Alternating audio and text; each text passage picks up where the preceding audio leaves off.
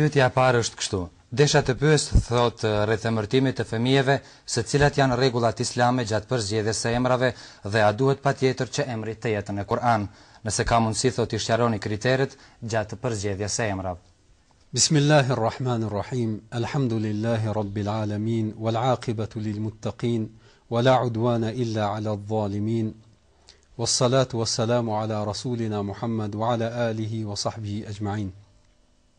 Fillimisht lavdrojmë Allahun e lartësuar, Zotin e botrave, i dërgojmë salavate dhe selame pejgamberit e tij Muhammedit sallallahu alaihi wasallam, familjes së tij, shokëve të tij dhe të gjithë atyre muslimanëve që pasojnë rrugën e tij deri në ditën e gjykimit. Pastaj ju përshëndesim edhe juve edhe gjithë shikuesit e emisionit tuaj me përshëndetjen islame: Assalamu alaikum wa rahmatullahi wa barakatuh. Shpëtimi dhe paqja e Allahut qofshin mbi ju. Për sa i përket pyetjes së parë, çështjes së emërtimit të fëmijëve, themi se Islami i jep një rëndësi të veçantë kësaj problematike dhe përzgjedhja e emrit për prindin është njëri nga obligimet e para me të cilat ngarkohet prindi karshi fëmijës së tij. Thuhet në psikologji se njeriu më së shumti ndërlidhet, do thot prej gjërave që më së shumti ndërlidhet në jetën e përditshme është emri i tij. Prandaj edhe ai detyrimisht në ndërtimin e personalitetit të tij do të bartë diçka nga domethënia e emrit të cilën e mban gjatë jetës së tij.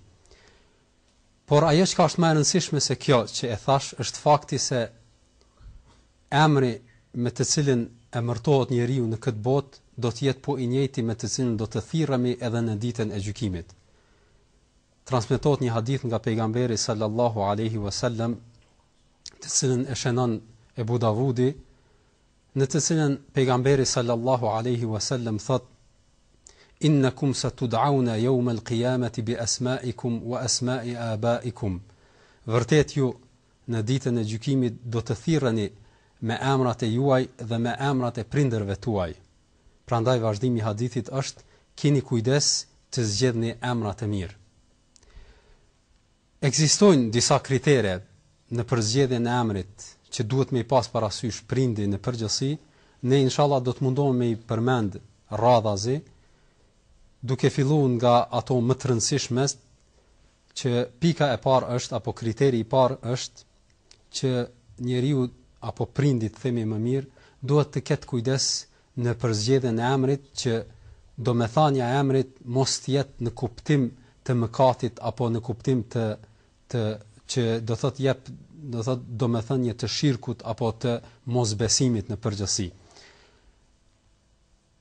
Prandaj edhe në një hadith pejgamberi sallallahu alaihi wasallam thotë se emri më i keq apo emri më i poshtruar tek Allahu i lartësuar është emri Melikul Amlak, që do të thotë sunduesi i të gjithë sunduesve. Pra, në një vazhdim të këtij transmetimi thuhet se vetëm Allahu është sunduesi absolut, do të thotë sunduesi i të gjithë sunduesve. Prandaj ky emër duhet me të veçohet vetëm Allahu i lartësuar, prandaj edhe nuk lejohet do të thotë emërtohemi me këtë emër. Prandaj e njëjta është edhe me emra të tjerë që kanë kuptim të këtill, ose edhe emrat që kanë që nënkuptojnë me të, do thotë adhurimin e dikujt tjetër përveç Allahut të lartësuar. Për shembull, sikurse emri që është i njohur Abdun Nabi, për shembull, robi i pejgamberit, është i ndaluar për arsye se po nënkupton se njeriu do thotë është i nënshtruar ndaj një krijese, qoftë ajo krijesë do thotë edhe i dërguar i Allahut, domthon qoftë ai do thotë ajo krijesë edhe i dërguar i Allahut, do thotë dikush prej pejgamberëve. Pra, ky është kriteri i parë që duhet me pas parasysh, që emri mos të ketë kuptim të mëkatit apo kuptim të shirkut. Domethënia do thotë që nënkupton adhurim të dikujt tjetër përveç Allahut të madhëruar. Pastaj kriteri tjetër është që emri mos të ketë kuptim të keq. Kuptim do thotë që nënkupton apo aludon në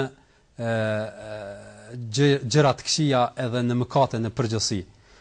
Për këtë vërtetohet nga pejgamberi sallallahu alaihi wasallam që u ka ndryshuar emrin disa shokëve të tij, të cilët pasi që e kanë pranuar Islamin edhe ka kuptuar emrin e tyre, atëherë u ka ndryshuar me emra do thotë të tjerë. Vërtetohet se ka ardhur një grua te pejgamberi sallallahu alaihi wasallam që e kishte emrin Asia, që do thot mëkatare. Edhe pasi që e pranoi Islamin, ja ndryshoi pejgamberi sallallahu alaihi wasallam emrin kësaj dhe e quajti Gjemile, që do thot e bukur. Pastaj vërtetohet se ka ardhur te pejgamberi sallallahu alaihi wasallam një shok, një sahabi që e pranoi Islamin dhe e kishte emrin Harb, që do thot luftë. Edhe pejgamberi sallallahu alaihi wasallam ja ndryshoi në Silm, që do thot paqë.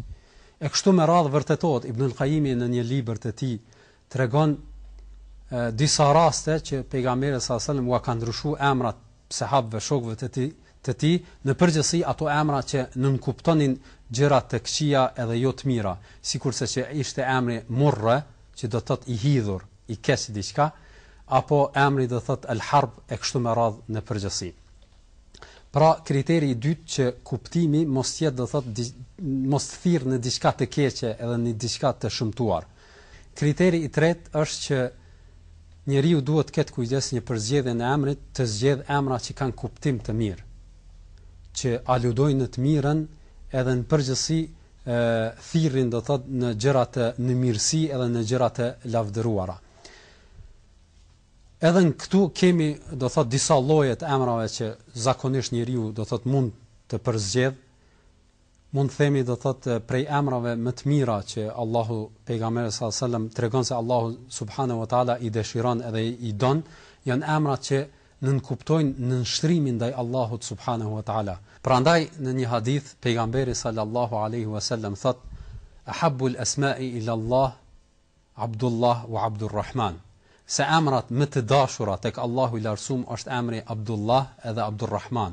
Abdullah do thot robi i Allahut, kurse Abdurrahman do thot robi i mëshiruesit. Vazhdimi i hadithit thot kurse emrat më të sinqert tek Allahu i Lartësuar është Harith edhe Humam. Harith do të kuptimi është që njeri që punon do thot edhe fiton, kurse Humam është kuptimi i këtij emri është njeriu që ka ambicie të larta. Kurse vazhdimi i hadithit thot pejgamberi sallallahu alajhi wasallam kurse emrat më të urrëtur tek Allahu i Lartësuar është emri Harb edhe Murra. Emri do thot që Harb do thot luftë edhe Murra i hidhur.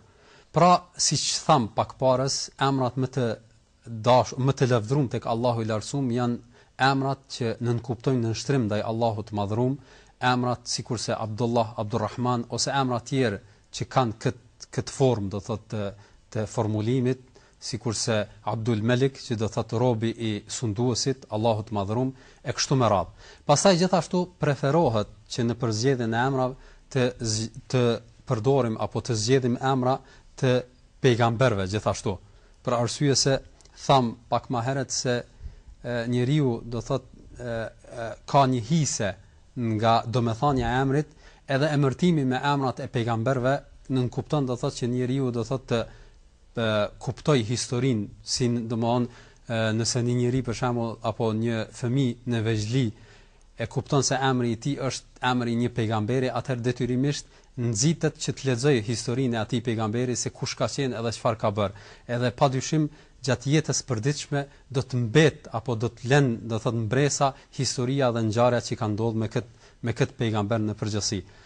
Pastaj gjithashtu preferohet në përzgjedhjen e emrit njëri të ketë parasysh që të emërtoj emra të njerëzve të mëdhenj që i kanë njohur historia islame në përgjithësi, sikurse emrat e sahabëve apo emrat e njerëzve do thot dietarëve të ndryshëm e kështu me radhë. Në përgjithësi këto janë do thot ato emrat e kriteret në përgjithësi.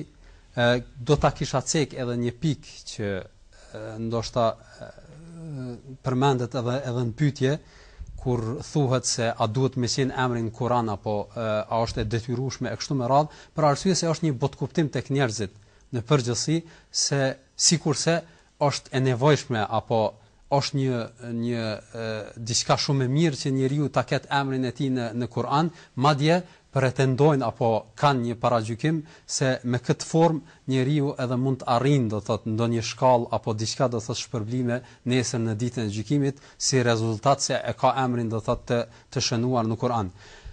Dëshiroj të them se nuk është obligative asesi do thotë që emri të jetë në Kur'an. Madje kjo nuk është edhe prej gjërave të preferuara. Të preferuara ishin ato që i cekim pak më herët, por çka është do thotë e drejtë që duhet me kuptu besimtari është ajo që madje nuk është kusht që emri me qenë as në gjuhën arabe.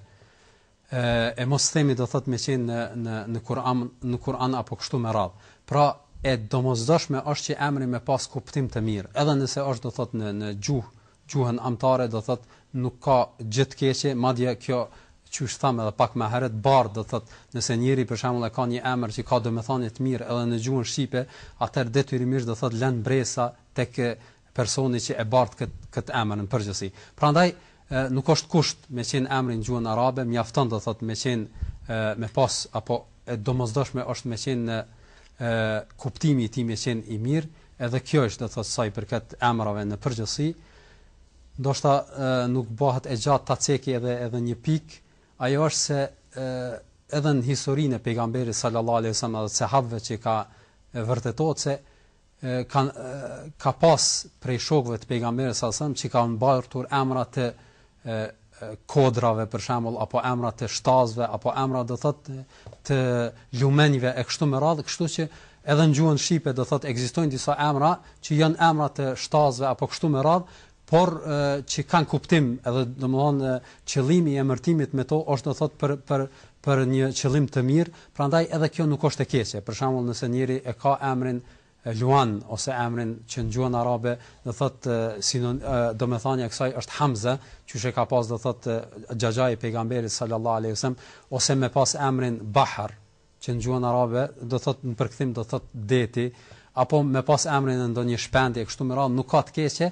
E rëndësishme në këtë do thotë kriteri më definitiv dhe final në krejt këtë është që me pas kuptim të mirë edhe domethënia e saj do thotë me shpi në mirësi edhe në gjëra do thotë që janë të mira në përgjithësi. Kjo ishte domethënë sa i përket pyetjes së parë.